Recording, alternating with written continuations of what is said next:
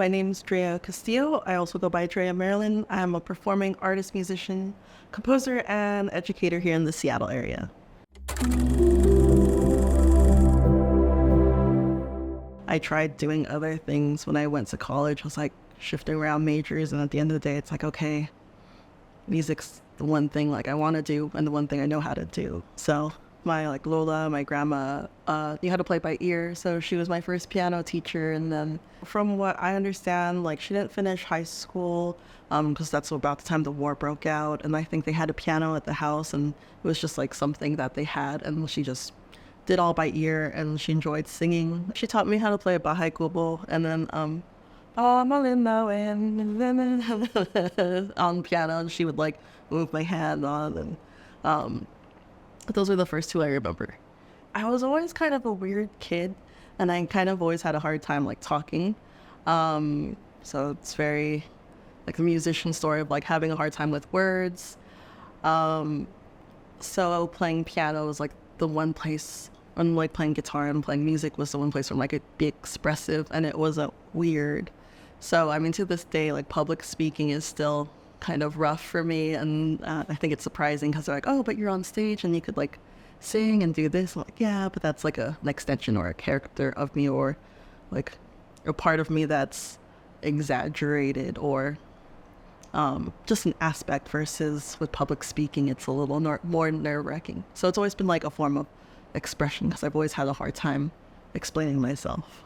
Piano lessons was always the recreational thing. In my head, I'm my pipe dream was oh, I'm gonna be a composer, I'm gonna write for films, I'm gonna write for video games and all that. And my parents were supportive in the best way they can be, but also wanted something that was stable and secure, just because they immigrated here. We didn't come from all too much money.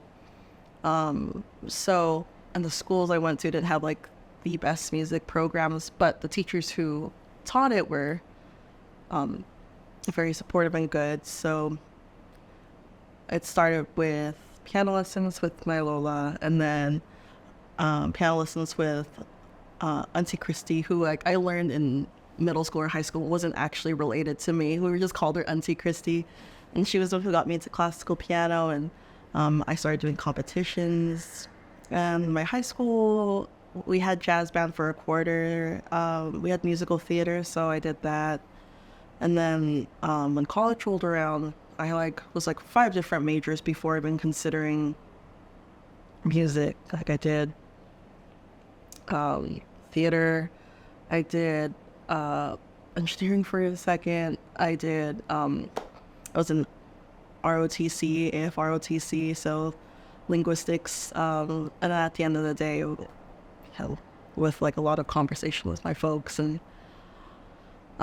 taking classes there, it's okay, I'm gonna do something music related. Sophomore, junior year, when you had to pick a major, finalize a major, I'm okay. What helped was I became an RA, and I think my parents' worry was the financial burden of it, and that's why I joined ROTC. I was okay, do this route. If you're in the military, they'll pay XYZ, they'll cover this, all your cousins are in the military, and I just wasn't built for it. I'm too sensitive. I don't like running. But having that conversation was hey, I have these classes already lined up. I'm gonna finish early if I do music. I promise I haven't figured it out. I'll be okay. I promise I know what I'm doing. So it was the first conversation of I've been good and listened most of the time. Trust me, I know I'll be okay. College was over for me right during the recession. So it was okay. And all our teachers were no one wants to teach little kids. So that's where the jobs are going to be. So I was okay, I'll teach little kids. And for a while, performing wasn't in the prospects at all. I was coming from Southern California, LA's right there. You have top-notch performers, and I was not bad, but I wasn't great. And I do enjoy teaching. I do enjoy working with students. There's things in my piano studies from when I was young to college that I don't want to repeat. So it felt neat being someone who had a newer take on teaching through like a lens of like compassion and like patience and you don't have to do the classical route right away. You don't have to do it at all. You could go into whatever your interest is. So in my head, it was like, okay, well, I know I could teach. So, you're done with performing. There's no more time for that. You have to teach. And it wasn't until I moved to Korea where they were just excited for any live music at any like venues or bars and stuff where I started performing again. So high school, I performed a lot in high school. I performed a bit in college, but it was very much like cutthroat. You had to, make these certain roles or do these auditions in order to perform. So there was just a lot of like barriers before actually performing. Whereas Korea, when I taught English there, the expat community was like, we'll take anyone. I'm like, great, that's it. And that was great because it was a good chance for me to like build who I was as a performer, as a stage presence. But definitely performing became sparse in college and it became sparse after because I didn't know the avenues in which like how to become a performer. For a very long time, I just wanted to put off covers and like, no, I'm gonna write original music. And I got into like doing covers way later. I'm like, oh, actually, you want people to know what you're singing and get them interested. So like I warmed up to the idea of like covers and I warmed up to the idea of like pop and rock music just because, again, like classical music was very much like, at least where I went to school, was like everything else is, not a viable career. You don't want to think about that kind of music or, so it wasn't until I was like older where I'm like, okay, I'll do covers. But at the time when I was performing, it was either like through musical theater shows or original songs with like the bands I was in. It was the one place where I felt like safe to say things I want to say. I grew up with alcuyas, like so constantly and relentlessly made fun of for like everything. So where if I like wrote a song about something, I'm like, oh, I could just like pretend it's from a character in a book or like a movie or someone else. But I was still able to like say what I wanted to say or say how I feel with this barrier of like, well, this is a song. This is not me, whether it was or not. And lying in that regard didn't feel as bad as like, trying to talk to family or my cousins about like how I was feeling. I think there's a lot of pressure to like do well and do good and excel and then do better than the next generation. And so being able to like write music and have this like vague piece of art that someone else could interpret completely differently it felt safe. So Drea and the Marilyns is an amalgamation of the friends that I play music with in whatever city I'm in. It started in Daejeon, South Korea, and then moved to San Diego, and now here in Seattle. And I write all the songs, but I have my friends or bandmates at the time like contribute their musical personality to it. It's very low commitment for the friends involved because everyone in the band has their own solo projects and other projects that are phenomenal. I want to make sure they have time to do that as well. So it's just like my ongoing band, but solo project that's very supported by very talented people. Drea Marilyn is my attempt to separate myself from my educator. Name is Drea Castillo. And it initially started so my students couldn't find me on social media because they're very good about finding things on the internet. And now I've just come to terms because like with performers, they have to have their information available publicly. So I have students who have like found it at this point, but it was an attempt to separate my personal information from that. But now they found everything. So Seattle, from other places I've lived at least, Seattle puts a conscious effort of like uplifting voices of people of color and like women, but compared to like other places where I've lived, and it's just like you look at the list of artists who are being featured at certain bars and you're like, it's a lot of the same, and I'm not that, so I guess that's not a viable option for me. I think here has been more open, but there's still a couple struggles. Like, definitely I have to be careful when I'm like taking gigs on like, okay, cool, are they really is this organization really trying for broadening their scope and their horizon, or are they just fulfilling like a requirement or a check mark, and just like seeing what previous work they've done. And if it's an organization that has the best interest and I have the emotional labor and time, I'm like, hey, this is probably a better way to approach this. I think what's hard is also kind of being like, now trying to emphasize, like, I'm not a representation of every Filipino person. I'm not a representation of every person of color or every woman or like every femme presenting person. I'm not that. So that's kind of just like try to be intentional in my work that, no, I'm not, like, we're not a monolith. I mean, it just can be kind of taxing adding on that extra layer that I have peers that don't have to deal with that. They might have other stuff they have to deal with, but not that. So it's just like that extra evaluation of like, what's the intent here? A lot of my earlier writing was, funny enough, based on a lot of like kundimans and Filipino love songs and folk songs, because my parents didn't let me have video games growing up, but we had the karaoke set up all the time.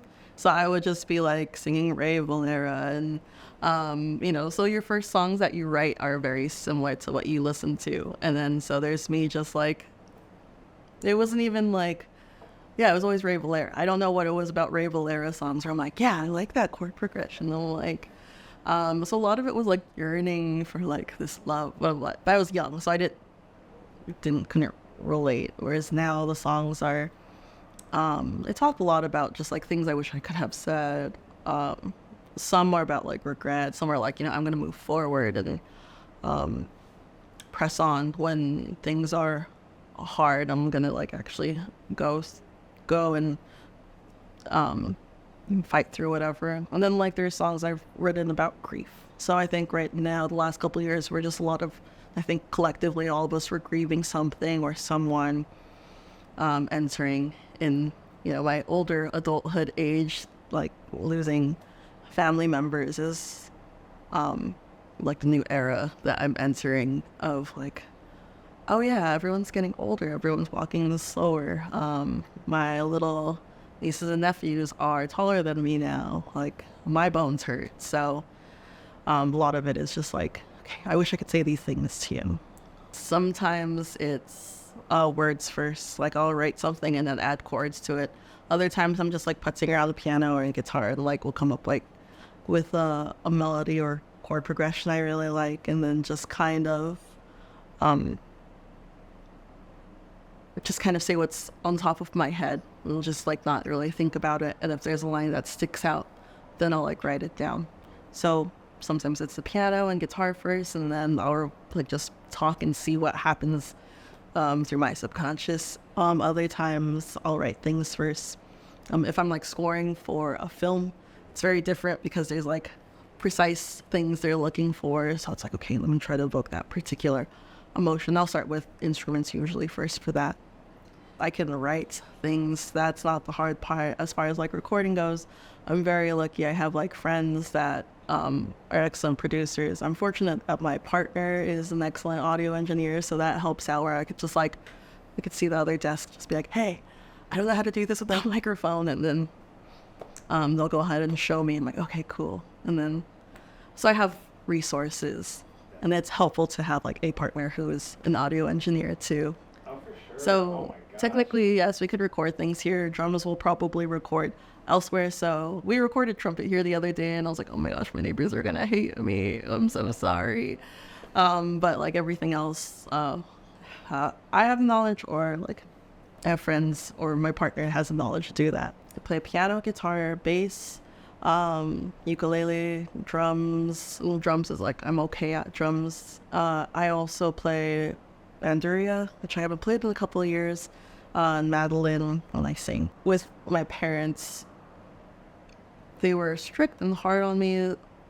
Not any unique or particular way, but at the same time that they saw. Like they would see that I was like good at describing something to someone, like you should be a lawyer, or they saw that I put a band-aid on my niece or nephew, it's like you should be a nurse. So I appreciate that they saw the potential. I don't think they quite understand what all the aspects are, but they do know it's a lot of work. I think they're proud. I think it's they're supportive, and I can talk to them about it, and they might not understand the full picture or understand why I would work this amount if like there's other easier routes. I can talk to them about things. When I was younger, my dad went to like every performance and every recital and all the shows and stuff. So now that I'm further away and now that there's like so much, they don't do that as often, but they're always like sharing stuff with my aunts and uncles. So, but I think they don't want to, their thing is they don't want to inflate my ego. And they've like said that before, because I've had this argument. I'm like, why don't you ever compliment my art? It's like, we don't want to inflate your ego. I'm like, well, you did a great job. Yeah, great. And so, now my mom's like so nice and like compliments things, but I'm like, why are you being nice to? And she's sweet, but it's just like her saying like, I'm proud. I'm like, this is what I wanted, but